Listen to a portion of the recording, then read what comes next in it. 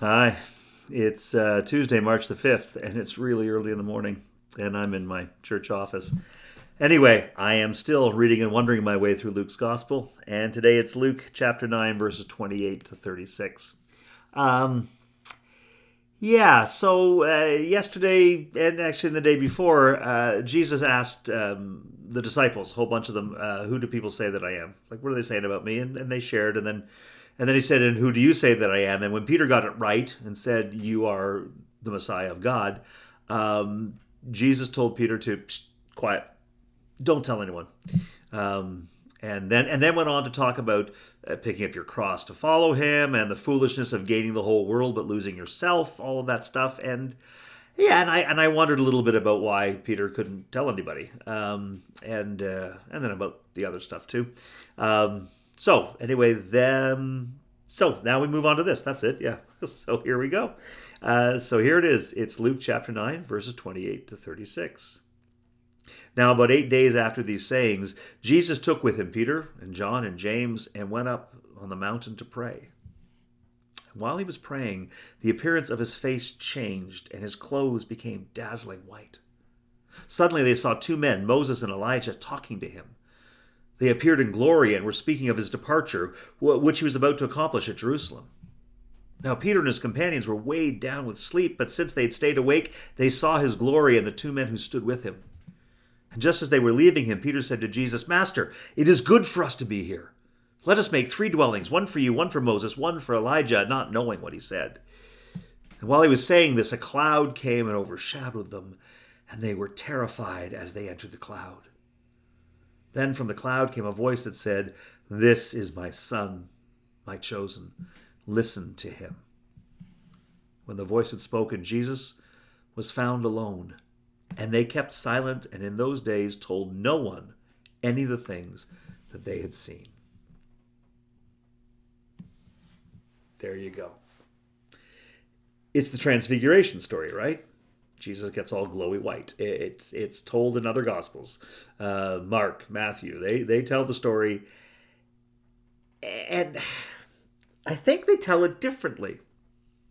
Now, there's a part of me that wants to go and check right now because I didn't. I mean, I haven't. I don't prep for this. I read and I just think. But there's a piece of, well, trust me, later today I will be looking it up just to compare them and see, because maybe it's just the way that I learned the story when I was a kid and it sort of sticks there in my head. But I'm pretty sure the other gospels. Well, in this gospel, it seems to me like Peter, James, and John did not know what they were getting into.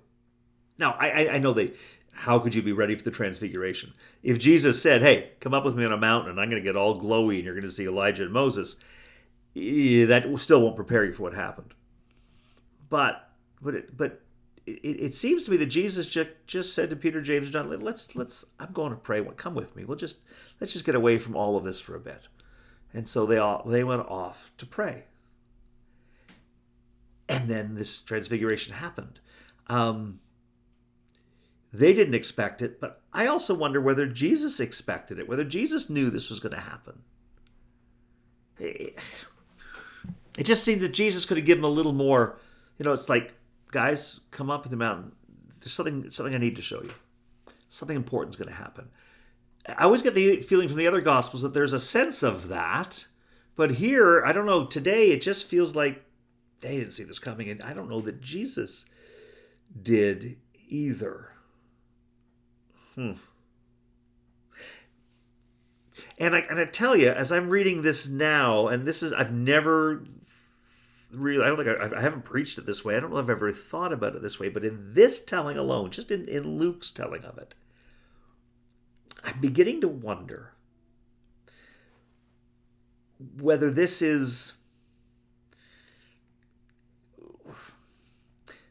might be a vision that Peter has when he's praying.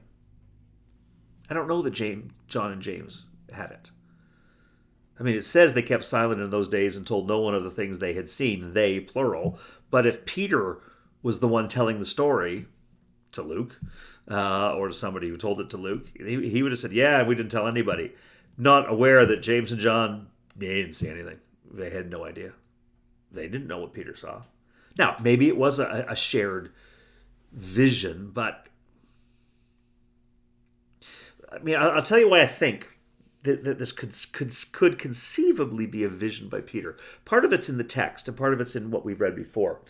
So in the text, like I said, it seems like nobody saw this coming. Jesus didn't warn them a big thing was going to happen. He just said this thing's going to happen. Just said, no, come, let's go and pray. And while they were praying, it happened. So it could be happening to Peter and not happening to anybody else. In the story, we hear Peter and his companions were weighed down with sleep. But since they stayed awake, they saw his glory and the two men who stood with him. So that sense of being heavy with sleep, but not being asleep. Being asleep, but being awake, but not really sure. I wonder whether Peter actually is awake at all, or whether he's having a vision. I have had sweat lodge experiences of visions, not as vibrant as this, but I do know people who do. I know a number of people who see things that the rest of us don't, and you know, it can happen to sweat lodge. It can happen with the use of psychedelic drugs. Natural psychedelics do that, but also people do it with breathing, and therefore it can become part of a prayer ritual. So there's all sorts of ways to have visions. Visions are not peculiar. It's just that Luke hasn't called this a vision, but the way it's described. And I mean, I've mentioned this before.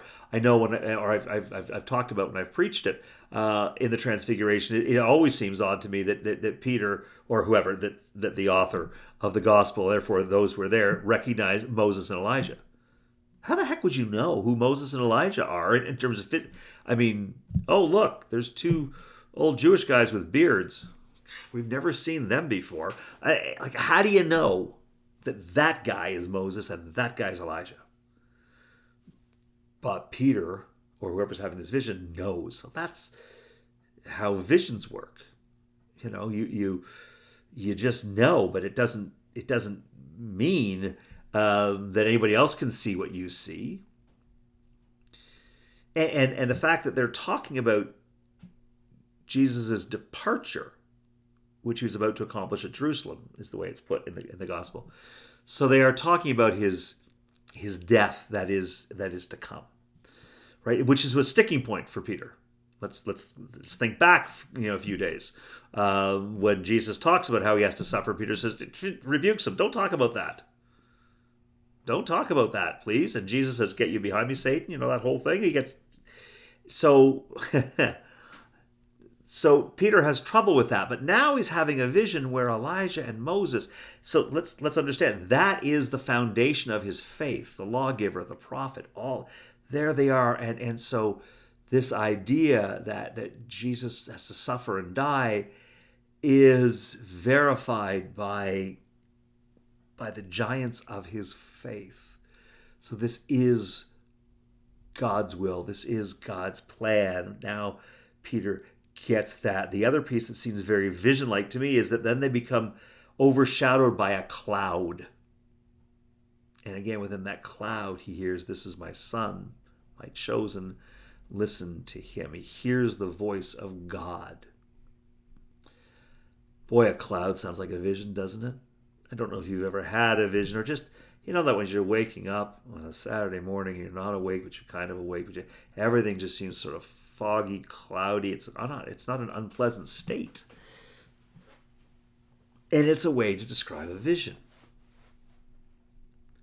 Now, the majority of people wouldn't agree with me on this, and I'm not saying that this is what's happened. I'm just saying that as I'm reading Luke now, I wonder about it. I'm wondering if this is a vision that Peter's having. For all I know, Jesus, James, and John are just praying. They're just quietly there praying. And what's going on in Peter's mind, in Peter's brain, in Peter's experience is this incredible vision. Now,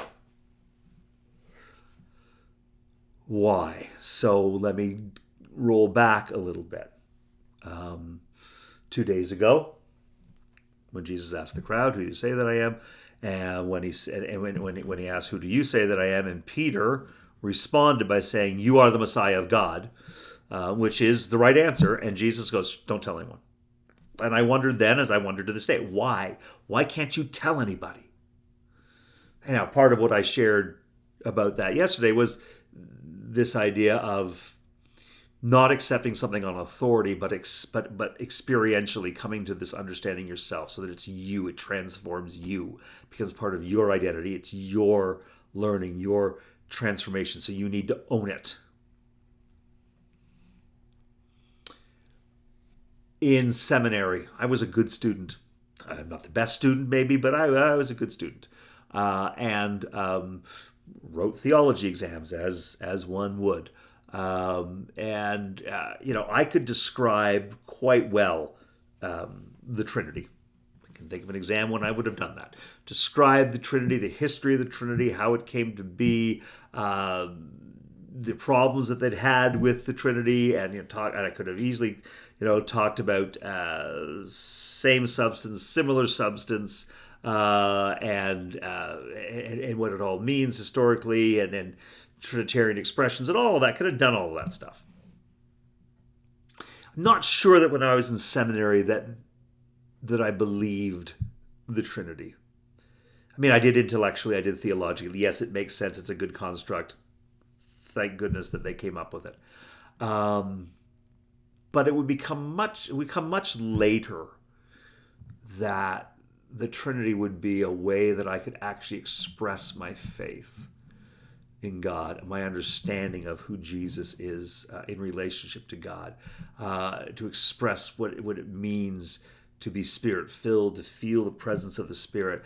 Those things now are very important to me. They help me access God. They help me grow in relationship to God. I believe, personally, I believe in the Trinity. It's very powerful for me.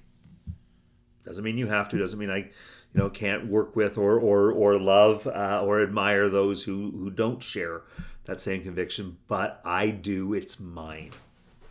I went from the words, and I knew the words, but eventually they're mine. And it's now formative to my faith. So Jesus asked a question, and Peter answered it, said, "You're the Messiah of God," because Peter's good at exams. Peter had been studying and listening. He knew what to say. Did he believe it? Did he know what it meant? Peter struggles with the idea of Jesus suffering and dying. And so I don't know if he got it yet. And so when Jesus says, "Psst, psst, tell no one," everybody hears it. Everybody knows to shut up about it. But he's talking mostly to Peter. Tell no one. Because if Peter's anything like me, as soon as you tell me not to say something, oh God, I want to say something. I want to say something a lot. I want to go and tell people about it, but I'm not going to. And so I keep it front and center in my mind. So I make sure I don't slip up and tell someone, because Jesus told me not to.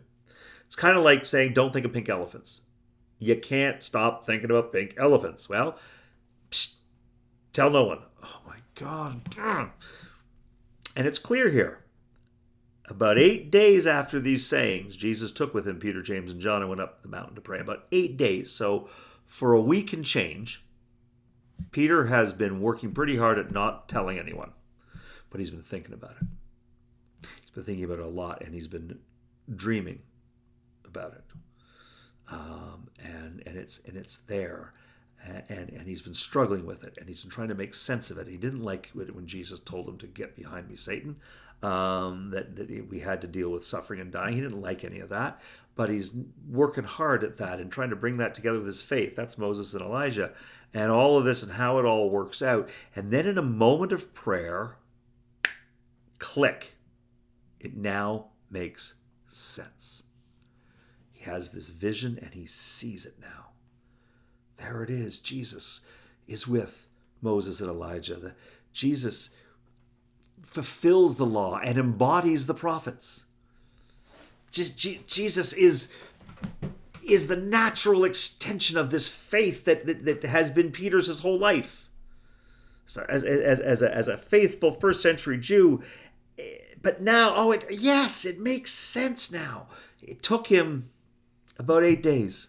of thinking about it and growing in it, and so now it makes sense. He has a vision where it all coalesces now, and it makes sense to him, and it's powerful. He was given the time to make it his own. Like I said, I'm not saying you have to read it that way, but for some reason today, reading Luke's story of the Transfiguration, that clicks, that makes connection in my head, and it invites me to be patient with people who don't get it. People who say all the right words, and then you watch them and their actions betray those words. You go, what a hypocrite. But maybe the person's not hypocritical as much as they're trying to grow into the words. Makes me patient with myself. And I look back and think, yes, I did very well on my exam, but I didn't really believe the Trinity. I could explain it, but I couldn't. My life wasn't invested in it. C.S. Lewis, probably in Mere Christianity, that'd be the book he'd do it in. I remember just C.S. Lewis referring to faith as a rope or a cord, tied around some books. Your faith is this cord tied around some books. When it's tied around some books, it doesn't matter that much. But when you're hanging from that same cord over the edge of a cliff, when your life depends on it, that's when you discover what your faith really is. That's when you discover how strong your faith really is and how important your faith really is. Well, in seminary, I had my faith wrapped around a bunch of books. I got it, and it was fine. I got it. It was great. It was great. But out in the world, and as I go through my life, and I experience things, and I pray, and I live, and I contemplate, and I wonder, and I dream, and all of these things, and then suddenly I find myself not in peril, but I'm hanging from a cliff now, hanging onto that rope, because now I know it. Okay, now I get what my faith is. I get it now. It's this cord, it's this rope, and it is strong and life-giving, and it gives me comfort, and it gives me hope, and all of those things that before, when I could explain it, that was fine, but now it is meaningful to me. If you think about it, that's very much the history of our church, or of a lot of churches. Come, learn the words, and then in faith grow into the words. The sad thing is sometimes we learn the words, but we never actually grow into them.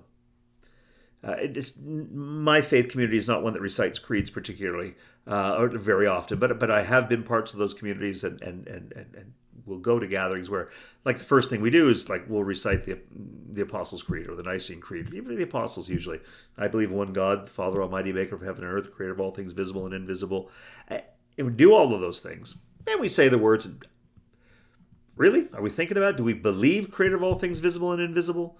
Do we believe all those words that we say? The Lord's Prayer. Do we believe all those words that we say, or do we just say them? Because I can remember being taught those words as a kid. Trespass, forgive. I didn't know what that meant particularly as a kid. Daily bread. I don't know. I like pudding. I have whatever Mom gave me. Those words didn't mean anything to me, but I was taught those words and I could recite them. And then as I grew in my faith, those words began to have meaning. The Apostles' Creed has meaning. The new creed of the United Church of Canada, we called it new. It was 1965. It's almost as old as I am. But it has. Those words are very powerful for me. I knew them before I appreciated them, but I have grown to appreciate those words. And that's kind of the way we do things in church. And I would say that was the way that things were done in first century Jewish Jerusalem. Right? You want to be an observant Jew in the first century in Jerusalem, you read the Torah. You knew your mitzvahs. You knew the law. Right? And then you lived the customs, and as you did that, like you knew all the rules, and then you made sense of the world because you knew the rules, right? And that to me is sort of what Luke's telling us about here. Peter knew the words, knew the answer to the question, but didn't really get it yet. But then in time, he came to get it. I am aware that there are lots of communities who do it the other way around. It's not memorize the words, and then they'll have meaning to you. It's like, you know what? Come and be with us. Do what we do. Just do what we do, and it'll come to make sense. Jesus sort of does that, right? When Jesus says things like, well, what shall it profit to gain the whole world but lose yourself? And you go like, well, gaining the whole world sounds pretty cool, Jesus. Actually, having all the stuff, that'd be pretty cool. And it's hard for Jesus to say, okay, listen, I know you think that, but not really. And if you could learn to let go of that ambition, that idea that having all the stuff would make you happy, you will actually be much happier. If you could learn to offer your life, you would actually then discover a fuller, real life. By literally giving your life, you'll get a better life. Really, Jesus? That doesn't make any sense. Jesus, I know, but come and do what I do. You don't have to know the words. Just come and live the way I live. Do what I do, and you will get it. So there's this idea that you will get it, whether it's learn the words and you'll get it, or do the things and you'll get it. The thing is that the fuller understanding comes later. We learn to do, we learn the words. But just knowing the words or doing the things isn't the whole story. You got to give it time. Peter needed about 8 days for his words to make sense to him. Some of us need about 40 years for things to make sense. Some of us need 4 hours. But the thing is, most of us need a little bit of time. It's not like a light switch. It's like, oh, boom, I get it. I heard those words and now I got it. I did that dance step and suddenly the whole thing makes sense to me now.